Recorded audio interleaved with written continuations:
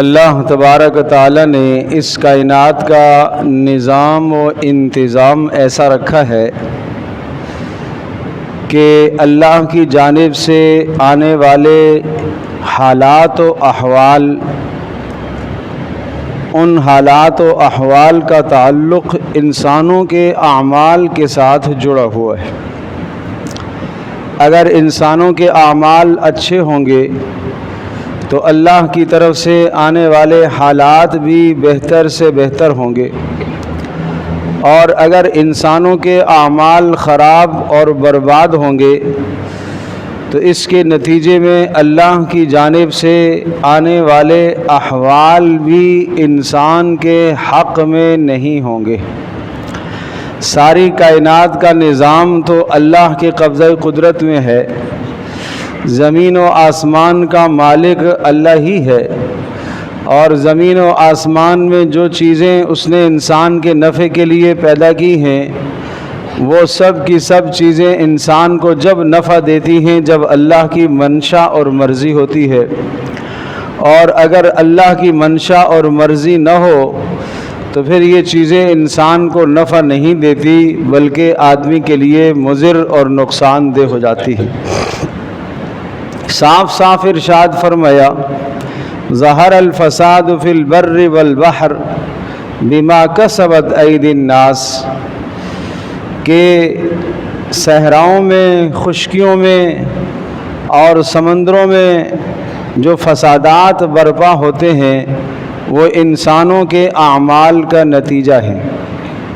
اور پھر فرمایا کہ اس دنیا میں جو مصیبتیں آتی ہیں وہ تمہارے اعمال کا نتیجہ ہوتی ہیں، اور اللہ تبارک و تعالی بہت ساری چیزوں کو تو درگزر کرتا رہتا ہے۔ وَيَعْفُو عَنْ كَثِيرٍ، بہت ساری باتوں کو اللہ معاف کرتا رہتا ہے، درگزر کرتا رہتا ہے۔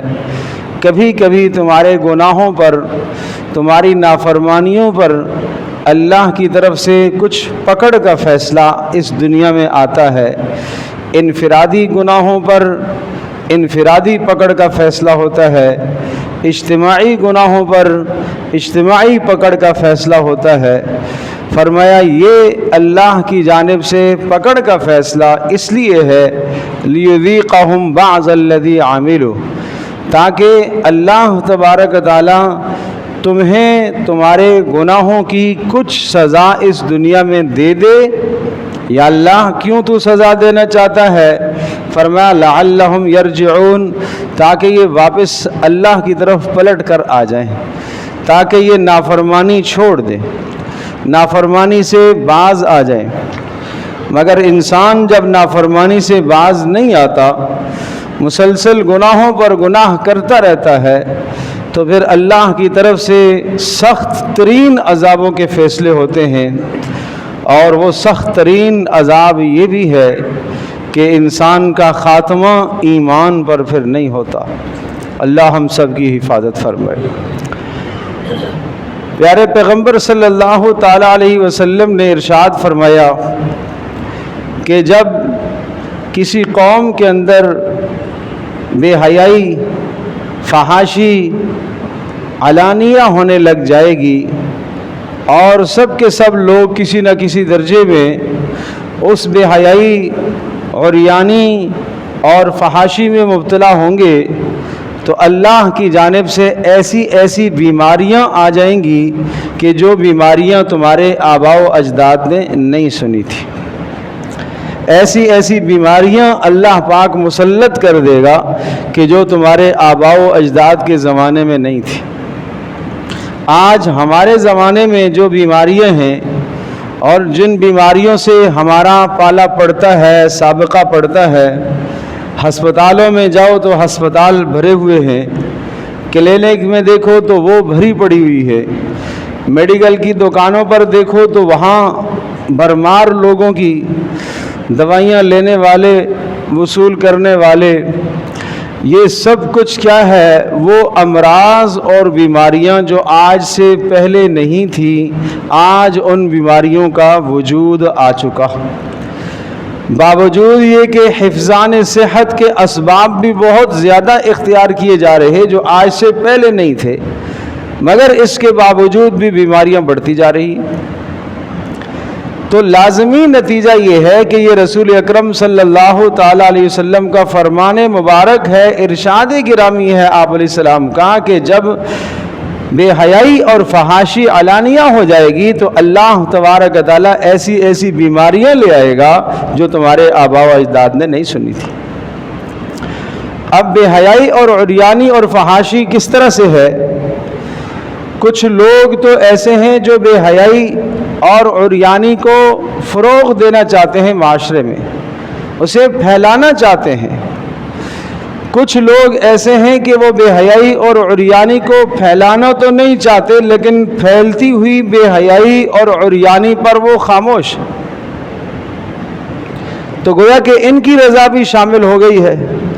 روکنے کی صلاحیت ہونے کے باوجود بھی، روکنے کی طاقت ہونے کے باوجود بھی نہیں روکتے، اور یہ کہتے ہیں کہ کرنے دو، ہمارا کیا جا رہا ہے۔ تو اس کا مطلب یہ ہے کہ یہ آدمی بھی کسی نہ کسی درجے میں اس فعل کے اندر مبتلا ہے، گو کہ خود تو نہیں کر رہا، مگر جو فعل معاشرے میں برا ہو رہا ہے اسے برا بھی نہیں جان رہا۔ ایک چھوٹی سی مثال عرض کرتا ہوں۔ جہاں مخلوط نظام ہوتا ہے، شادی کے موقع پر، کسی اور خوشی کے موقع پر مردوں اور عورتوں کا ایک ساتھ نظام ہے، اور وہاں خواتین بے حجاب اور بے پردہ ہیں، ایک آدمی نمازی بھی ہے، تہجد گزار بھی ہے، مگر ایسے ماحول میں جاتا ہے اور اپنے آپ کو اس فحاشی والے ماحول سے، جہاں بے حیائی کو فروغ دیا جا رہا ہے، اس ماحول سے اپنے آپ کو نہیں بچا رہا۔ کیا کروں، زمانہ ایسا ہے، کیا کروں، نہیں جاؤں گا تو لوگ ناراض ہوں گے، کیا کروں جی، کرنا پڑتا ہے۔ یہ اللہ کے حکموں کو اس نے ایک طرف چھوڑ دیا، اس نے معاشرے کو اپنا معبود بنا لیا۔ معاشرے کو اپنا معبود بنا کر، معاشرے کی بات کو سن کر اس خراب ماحول کے اندر اپنے آپ کو لے جا رہا ہے۔ اللہ اور اس کے رسول صلی اللہ تعالی علیہ وسلم کی بات کی لاج نہیں رکھی، اس سے لاج رکھنی چاہیے۔ گو کہ قریب تر انسان ہو، جو کہ اقرب ہو، قریبی رشتہ دار ہی کیوں نہ ہو، جب بھی اس شخص کو رشتہ داری کی لاج نہیں رکھنی چاہیے، اس کو اللہ اور اس کے رسول کی لاج رکھنی چاہیے۔ ہزار بار یہ سوال آئے کہ لوگ کیا کہیں گے، لوگ ناراض ہو جائیں گے، لوگ کہیں گے اس نے برادری چھوڑ دی ہے، لوگ کہیں گے اس نے کنبہ چھوڑ دیا ہے، اس نے بھائی کی یا بہن کی شادی یا بھانجے اور بھتیجے کی شادی میں شرکت نہیں کی ہے۔ میرے عزیز دوستوں اور بزرگوں، صاف صاف آپ کے پاس ایک ہی جملہ ہونا چاہیے کہ ایسی مجالس میں جن میں اللہ اور اس کے رسول صلی اللہ تعالی علیہ وسلم کے احکام کی کھلم کھلا خلاف ورزی ہے، میں وہاں شریک نہیں ہو سکتا۔ یہ ایمان کا تقاضا ہے، یہ اللہ سے محبت کا تقاضا ہے، یہ رسول اللہ صلی اللہ تعالی علیہ وسلم سے محبت اور تعلق کا تقاضا ہے۔ بہرحال پیارے رسول صلی اللہ تعالی علیہ وسلم پر قربان جائیے۔ آپ علیہ الصلاۃ والسلام نے اپنی امت کی رہنمائی بھی فرمائی ہے، اور اسی طرح سے ایسے اعمال بھی عطا فرمائے ہیں کہ آدمی ان اعمال کی پابندی کرتا رہے، اور ان اذکار اور مسنون دعاؤں کی پابندی کرتا رہے، تو بہت ساری امراض اور بلاؤں اور مصیبتوں سے آدمی بچ سکتا ہے۔ رسول اکرم صلی اللہ تعالی علیہ وسلم نے جو دعائیں بتائی ہیں، مگر یاد رکھیے گا یہ دعائیں اور یہ اذکار یہ جب ہی مؤثر ہوں گے کہ جب رسول اکرم صلی اللہ تعالی علیہ وسلم کی شریعت کو، آپ کے دین کو سینے سے لگاؤ۔ یہ کیا بات ہوئی کہ جو وظیفہ کسی نے بتا دیا، دعا کسی نے بتا دی، اس کو دن رات لگ کر پڑھ رہا ہے، مگر گناہ نہیں چھوڑ رہا، نافرمانی نہیں چھوڑ رہا۔ نماز کا ترک کرنا اس کا احساس نہیں ہے مگر وظیفہ پڑھے گا، جو دعا کسی نے بتا دی ہے وہ پڑھے گا۔ یہ دعائیں، یہ اوراد و وظائف مؤثر جب ہی ہوتے ہیں کہ جب آدمی اللہ کے حکموں کی پابندی کرے۔ رسول اکرم صلی اللہ تعالیٰ علیہ وسلم کی مبارک احادیث میں حضرت عثمان بن عفان رضی اللہ تعالیٰ عنہ ارشاد فرماتے ہیں کہ رسول اکرم صلی اللہ تعالیٰ علیہ وسلم نے یہ ارشاد فرمایا کہ جو شخص صبح کو یہ پڑھ لیتا ہے بسم اللہ الذی لا یضر مع اسمہ شیء فی الارض ولا فی السماء وہو السمیع العلیم، اللہ تبارک تعالیٰ کے نام سے میں صبح کا آغاز کرتا ہوں۔ سبحان اللہ، اللہ کے نام سے صبح کا آغاز کرتا ہوں۔ اب یہ اللہ کے نام سے صبح کا آغاز کون کرے گا؟ جو فجر کی نماز پڑھے گا۔ اور یہ اٹھا ہی ہے اللہ کا بندہ 9 بجے اور اب پڑھ رہا ہے بسم اللہ الذی لا یضر، میں صبح کا آغاز اللہ کے نام سے کرتا ہوں۔ ارے بھائی صبح کب ہوئی ہے؟ تیری صبح تو اب ہو رہی ہے۔ تو بسم اللہ الذی لا یضر مع اسمہ شیء، میں اس اللہ کے نام سے اس صبح کا آغاز کر رہا ہوں جس کا نام آسمانوں اور زمینوں میں ہے، اور جس کے نام کی وجہ سے، جس کے نام کی برکت سے آسمان اور زمین میں کوئی شے مجھے ضرر اور تکلیف نہیں دے گی۔ فرمایا جو صبح کو 3 مرتبہ یہ لفظ پڑھ لے گا، شام تک وہ تمام کی تمام پریشانیوں سے، اس قسم کی موذی امراض سے، بیماریوں سے اللہ اس کی حفاظت کرے گا۔ اور اگر شام کو پڑھ لے گا تو اللہ پاک صبح تک اس کی حفاظت کرے گا۔ تو کیا بسم اللہ الذی لا یضر مع اسمہ شیء فی الارض ولا فی السماء وہو السمیع العلیم، کیا یہ جملہ، یہ کلمہ کیا ہمیں یاد نہیں ہے؟ جن کو یاد نہیں ہے انہیں یاد کرنا چاہیے، اپنے بچوں کو سکھانا چاہیے۔ ایک پیارا عمل رسول اکرم صلی اللہ تعالیٰ علیہ وسلم کا بتلایا ہوا ہے، اس عمل کو سیکھنا چاہیے، سیکھنے کی محنت کرنی چاہیے۔ تو فرمایا جو آدمی یہ پڑھے گا اللہ تبارک تعالیٰ اس کو ہر شر سے اور ہر بلا سے اللہ تبارک تعالیٰ اسے محفوظ رکھ لے گا۔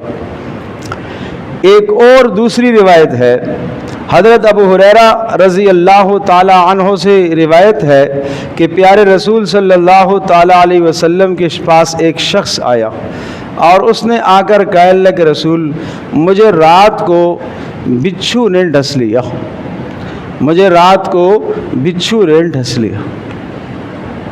تو پیارے رسول صلی اللہ تعالی علیہ وسلم نے ارشاد فرمایا تم نے یہ کیوں نہیں پڑھا اعوذ بکلمات اللہ التامات من شر ما خلق، اے اللہ میں تیری پناہ میں آنا چاہتا ہوں، اے اللہ میں تیری مخلوق جو بھی تو نے بنائی ہے، جو بھی ضرر دینے والی مخلوق ہے، چاہے بچھو ہو، چاہے ملیریا ہو، چاہے مچھر ہو، ڈینگی والا مچھر ہو، کسی اور بیماری والا مچھر ہو، چکن گونیا ہو، جو بھی چیز ہے، اعوذ بکلمات اللہ التامات، اے اللہ جتنے بھی تیرے نام ہیں، اے اللہ جتنی بھی تیری صفات ہیں، ان تمام ناموں کا اور ان تمام صفات کا واسطہ دے کر اے اللہ میں تیری حفاظت میں آنا چاہتا ہوں۔ کس چیز سے؟ من شر ما خلق، اے اللہ جو چیز تو نے پیدا کی ہے ہر مخلوق کے شر سے۔ فرمایا اگر تم یہ رات کو پڑھ کر سو لیتے اور 3 مرتبہ یہ پڑھ لیتے تو صبح تک تمہیں کوئی شے ضرر نہ دیتی، اور اگر صبح کو پڑھ لو تو شام تک تمہیں کوئی شے ضرر نہیں دے گی۔ کیا دعا ہے؟ اعوذ بکلمات اللہ التامات من شر ما خلق۔ حضرت عبداللہ ابن مسعود رضی اللہ تعالی عنہ، عبداللہ ابن عباس رضی اللہ تعالی عنہما، ان صحابہ کا یہ معمول تھا کہ اعوذ بکلمات اللہ التامات من شر ما خلق، ان کلمات کو صبح اور شام پڑھ کر اپنے بچوں کو دم کیا کرتے تھے، اور جو بچے پڑھنا جانتے تھے یعنی پڑھ سکتے تھے انہیں یہ کلمات سکھایا کرتے تھے، اور جو بچے نہیں پڑھ سکتے تھے ان کو سکھایا، جو پڑھ سکتے تھے ان کو سکھاتے تھے، اور جو نہیں پڑھ سکتے تھے لکھ کر ان کے گلے میں ڈال دیا کرتے تھے۔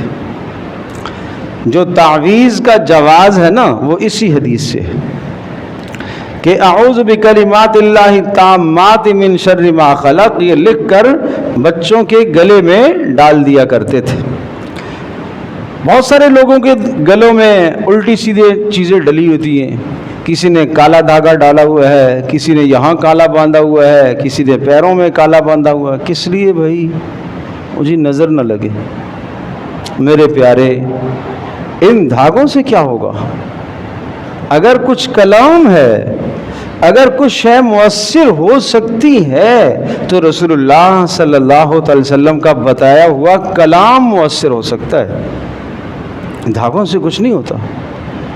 ان چیزوں کو گلوں سے نکال دو، ہاتھوں سے نکال دو، اور اسی طرح سے بچوں کے ہاتھوں میں بھی اس قسم کی چیزیں مت ڈالا کرو۔ اعمال کرو، صبح و شام کے اعمال کرو، اور گھر کے اندر یہ اعمال سکھاؤ، اور یہ اعمال پڑھ کر بچوں کو دم کیا کرو۔ فلق اور ناس اور سورہ اخلاص اتنی بڑی اہم صورتیں ہیں، اتنی بڑی اہم صورتیں ہیں۔ حضرت عقبہ ابن نافع رضی اللہ تعالی عنہ ارشاد فرماتے ہیں، ایک مرتبہ رسول اللہ صلی اللہ تعالی علیہ وسلم نے مجھے سورۃ الفلق اور سورۃ الناس سکھائی، اور پیارے رسول صلی اللہ تعالی علیہ وسلم نے میرا ہاتھ پکڑا اور ہاتھ پکڑ کر مجھے سورہ فلق اور ناس سکھائی۔ صحابہ اتنا التزام و اہتمام کرتے تھے کہ رسول اللہ صلی اللہ علیہ وسلم نے یہ بات مجھے کب کیسے سکھائی تھی۔ اور پھر ارشاد فرمایا کہ سفر میں تھے آپ علیہ الصلوۃ والسلام، پھر اگلا وقت نماز کا آیا تو آپ نے فجر کی نماز پڑھائی، تو فجر کی نماز میں آپ نے سورۃ الفلق اور سورۃ الناس تلاوت فرمائی، اور پھر مجھ سے کہنے لگے، عقبہ دیکھا، ان صورتوں کی اہمیت آپ نے دیکھی ہے کہ میں نے فجر کی نماز میں بھی ان کو پڑھا ہے۔ اس قدر اہمیت والی صورتیں ہیں۔ تو بات یہ ہے کہ اتنا مؤثر ہتھیار ہمارے پاس موجود ہے قرآن کریم کی شکل میں، رسول اللہ صلی اللہ تعالی وسلم کی پیاری احادیث کی شکل میں، مگر پھر بھی ہم پڑھنے سے محروم ہیں۔ بد نصیبی یہ ہے، بد قسمتی یہ ہے کہ صبح کی دعائیں، شام کی دعائیں، مسنون اذکار اگر صبح اور شام کے ہم پڑھ لیں تو اللہ تبارک و تعالی ہر شرور اور فتنوں سے حفاظت کرے گا۔ کیا آپ جانتے ہیں سورۃ الفلق اور سورۃ الناس آغاز ہی کیا ہے؟ رسول اکرم صلی اللہ تعالی علیہ وسلم کو تو اللہ نے حکم دیا ہے، اے نبی قل، آپ پڑھیے۔ حالانکہ رسول اکرم صلی اللہ تعالی علیہ وسلم تو منبع خیر ہیں، سراپے خیر ہیں، آپ کے پاس شرور اور فتن قریب بھٹکتے ہی نہیں ہیں، اس لیے کہ ہم وقت رسول اللہ صلی اللہ علیہ وسلم کا دھیان تو اللہ کی طرف لگا ہوا ہے۔ ہر وقت آپ کچھ نہ کچھ پڑھتے ہی رہتے تھے، ہر وقت آپ کی زبان مبارک پر ذکر رہتا ہی تھا۔ تو جو آدمی ہر وقت خیروں کے ارد گرد میں ہو، یا اس کے ارد گرد ساری خیریں ہی خیریں ہیں، ملائکہ کا نزول ہو رہا ہو، ہر طرح کی حفاظت ہو رہی ہو، اس کے باوجود بھی اللہ پاک نے اپنے نبی صلی اللہ علیہ وسلم کو حکم دیا کہ آپ یہ پڑھا کریں۔ قل، آپ کہیے، اعوذ برب الفلق، میں صبح کے رب کی پناہ میں آنا چاہتا ہوں۔ کس سے ڈر لگتا ہے؟ من شر ما خلق، ہر مخلوق کے شر سے۔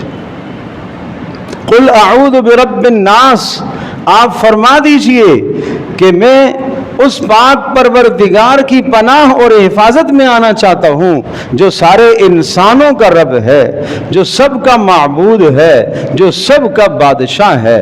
किस चीज़ के शर से आपको डर लगता है? मिन शर्रिल वस्वासिल खन्नास, ऐसा बदतरीन दुश्मन जो वसवसा डाल के अपना काम करके पीछे हट जाए और उसके बाद में सोच में पड़ जाऊं कि इसने क्यों ये कहा है।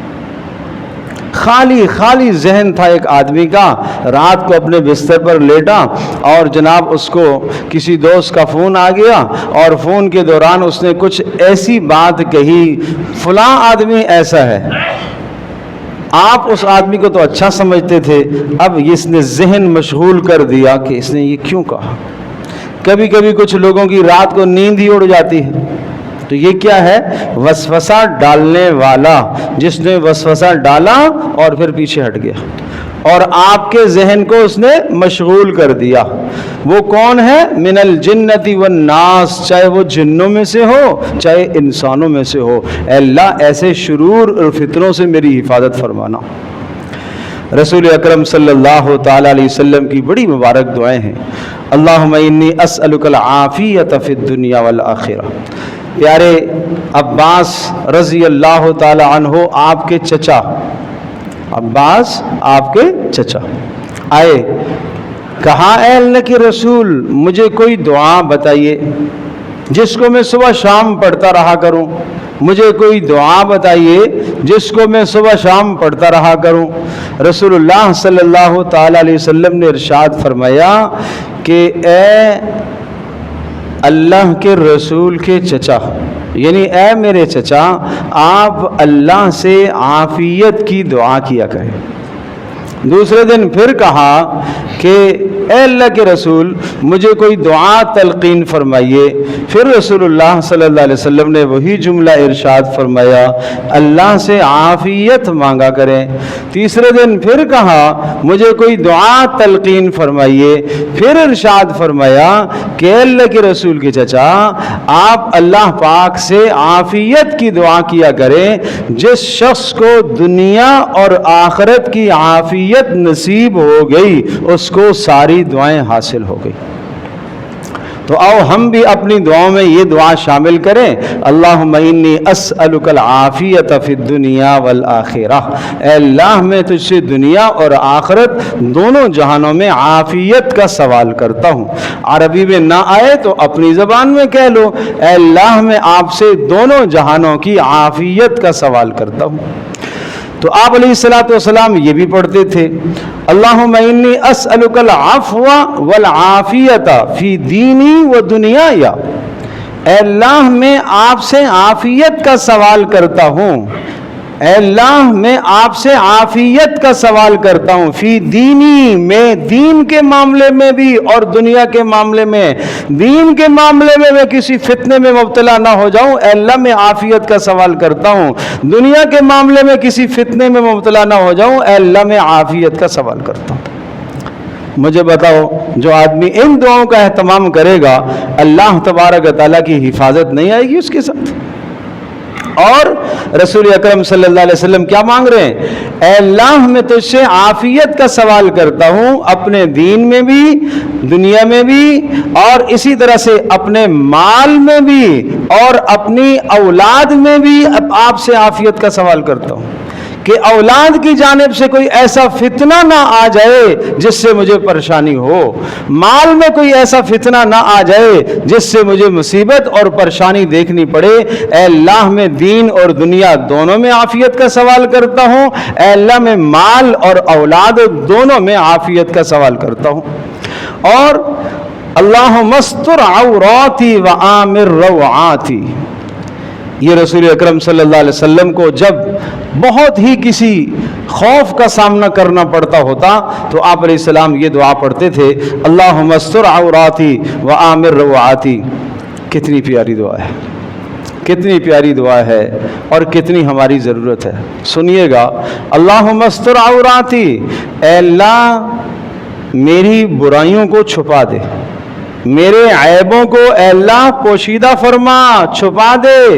اس لیے کہ دنیا نے اگر میرا کوئی عیب دیکھ لیا اور برائی کوئی دیکھ لی تو چرچا کریں گے، اے اللہ میرے عیبوں پر پردہ ڈال دے، اے اللہ خوف کے وقت مجھے امن عطا فرما، اللہم احفظنی، اے اللہ میری حفاظت فرما۔ کہاں سے؟ اے اللہ میری حفاظت فرما۔ رسول اللہ صلی اللہ علیہ وسلم نے یہ فرمایا، اللہم احفظنی من بین یدی، اے اللہ سامنے سے بھی حفاظت فرما، ومن خلفی، پیچھے سے بھی میری حفاظت فرما، وعن یمینی، میرے دائیں جانب سے بھی میری حفاظت فرما، وعن شمالی، بائیں جانب سے بھی میری حفاظت فرما۔ اور اگلا جملہ دیکھیے، اگلا جملہ دیکھیے، وَأَعُوذُ بِعَظْمَتِكَ أَنْ أُغْتَالَ مِنْ تَحْتِي، اے اللہ میں اس بات کی بھی پناہ چاہتا ہوں کہ کہیں زمین پھٹے اور میں اندر چلا جاؤں، اس سے بھی میں پناہ چاہتا ہوں۔ یہ ہے نبوت کی زبان، یہ ہے پیارے رسول صلی اللہ تعالیٰ علیہ وسلم کی زبان۔ مجھے بتائیے اس دعا کے بعد کیا باقی بچ جاتا ہے؟ اے اللہ سامنے سے بھی حفاظت فرمانا، پیچھے سے بھی حفاظت فرمانا، دائیں سے بھی حفاظت فرمانا، بائیں سے بھی حفاظت فرمانا، اے اللہ اس بات سے بھی حفاظت فرمانا کہ نیچے قدموں کی جانب سے کوئی شر میری طرف آئے، اے اللہ اس سے بھی میری حفاظت فرمانا۔ تو پیارے پیغمبر صلی اللہ تعالیٰ علیہ وسلم کی یہ مبارک دعائیں ہیں۔ آئیے اپنے آپ کو مسنون اذکار کا عادی بنائیں، فرائض و واجبات کی پابندی کریں، گناہوں کو چھوڑ دیں۔ پھر میں وہ بات دہراتا ہوں، پھر وہ بات شروع سے دہراتا ہوں۔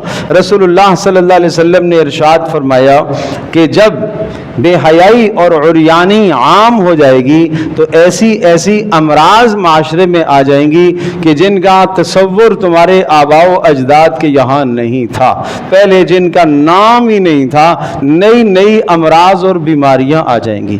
تو چاہیے کہ انسان بے حیائی اور ہر قسم کے گناہ سے آدمی اپنے آپ کو بچائے۔ کیا خیال ہے بھائی؟ انشاءاللہ۔ نمبر 2، جو گناہ ہو گئے ان گناہوں پر اللہ سے معافی مانگ لے۔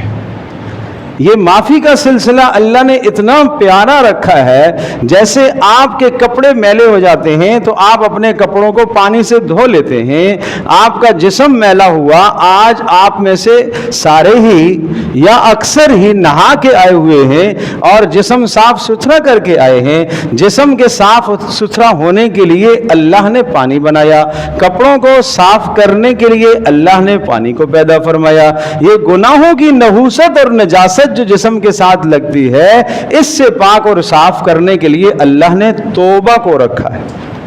توبہ کیا کرو، وَتُوبُوا إِلَى اللَّهِ جَمِيعًا أَيُّهَا الْمُؤْمِنُونَ، ہر وقت توبہ کیا کرو، چاہے گناہ ہو یا نہ ہو توبہ کیا کرو۔ کہتے ہیں پیاس ہو یا نہ ہو پانی پیتے رہا کرو۔ اسی طرح سے گناہ ہو یا نہ ہو آدمی کو توبہ کرتے رہنا چاہیے۔ تو گناہوں سے بچنا بھی ضروری، گناہ ہو جائے یا نہ بھی ہو تب بھی توبہ ضروری۔ اور اس کے بعد پھر مسنون اعمال جو بتائے ہیں، ان مسنون اعمال کی پابندی کیجیے۔ اور ایک کتاب ہے، آپ مسنون دعاؤں کے نام سے بہت ساری کتابیں ملتی ہیں، پر نور دعاؤں کے نام سے کتاب، اسی طرح سے مسنون 40 دعاؤں کے نام سے کتاب، اسی طرح سے جناب مناجات مقبول کے نام سے، یہ ایک تو مسنون دعائیں ہیں۔ اس پر ہمارا کتابچہ بھی ہے، مختصر صبح و شام کے مسنون اعمال، بہترین کتابچہ ہے جس میں وہ دعائیں ساری کی ساری درج ہیں۔ آج کی یہ جو دعائیں میں نے بتائی ہیں، یہ بھی میں نے کوشش کی ہے کہ ان کو بھی پرنٹ کر کے آپ کے سامنے لایا جائے تاکہ آپ سہولت سے پڑھ سکیں، اپنے گھروں میں پڑھا سکیں، اپنے بچوں کو سکھا سکیں۔ یہ مقصد کیا ہے؟ تاکہ آپ سیکھ سکیں، آگے سکھا سکیں۔ آپ جتنی دعائیں میں نے پڑھی ہیں ان میں سے اکثر و بیشتر شاید آپ کو یاد نہیں ہوگی، تو آپ یہی کہیں گے کہ جناب مول صاحب نے بتا تو دیے ہیں مگر کون یاد کرے، ملے گی کہاں سے؟ تو ہم نے اس کا بھی انتظام کر دیا ہے تاکہ آپ کو سہولت سے وہ دعائیں یاد ہو جائیں اور پھر ان دعاؤں کو آپ اپنے گھروں میں سکھا سکیں اور اپنے گھر والوں کو آپ پڑھا سکیں، التزام و اہتمام کر سکیں۔ تو پیارے رسول صلی اللہ علیہ وسلم کی یہ دعائیں۔ ایک اور کتاب عرض کرتا ہوں، مناجات مقبول کے نام سے ایک کتاب ہے، حضرت مولانا اشرف علی تھانوی رحمۃ اللہ علیہ کی کتاب ہے، اتنی پیاری کتاب ہے، اتنی پیاری کتاب، یوں سمجھ لیجئے کہ قرآن کریم کے اندر جتنی دعائیں آئی ہیں اور پوری کی پوری احادیث کے ذخیرے میں جتنی بھی دعائیں آئی ہیں ساری دعائیں اس کتاب میں جمع ہیں۔ کتنا لوگوں نے کام کیا ہے، یہ آپ کے لیے آسانی پیدا کرنے کے لیے وہ یہ کام ہوا ہے، اور اس کی منزلیں مقرر کر دی ہیں، اور اس طرح سے کہ ہفتے کو یہ حصہ پڑھ لیں، روزانہ اگر سارا پڑھ سکتے ہیں تو ٹھیک ہے، نہیں پڑھ سکتے تو ہفتے کو یہ حصہ پڑھیں، اتوار کو یہ پڑھ لیں، پیر کو یہ پڑھ لیں، منگل کو یہ پڑھ لیں، بدھ کو یہ پڑھ لیں، جمعرات کو یہ پڑھیں، جمعے کو یہ پڑھیں، تو اس کا فائدہ کیا ہوگا کہ رسول اللہ صلی اللہ علیہ وسلم نے ساری زندگی جتنی بھی دعائیں مانگی ہیں کم از کم ہر ہفتے میں ایک مرتبہ آپ کی زبان پر وہ دعا آ جائے گی جو رسول اللہ صلی اللہ علیہ وسلم نے پڑھی۔ کتنی بڑی بات ہے، ساری زندگی جو آپ نے دعائیں پڑھی ہیں ہر ہفتے میں ان دعاؤں کا ایک مرتبہ مرار اور تکرار آپ کی زبان پر آ جائے گا تو نہ جانے اس میں کتنی خیریں چھپی ہوئی ہیں، کتنی بھلائیاں چھپی ہوئی ہیں، اور کتنے شرور سے ان میں حفاظت ہے۔ اللہ پاک مجھے بھی آپ کو ہم سب کو عمل کی توفیق عطا فرمائے۔ وآخر دعوانا الحمدللہ رب العالمین۔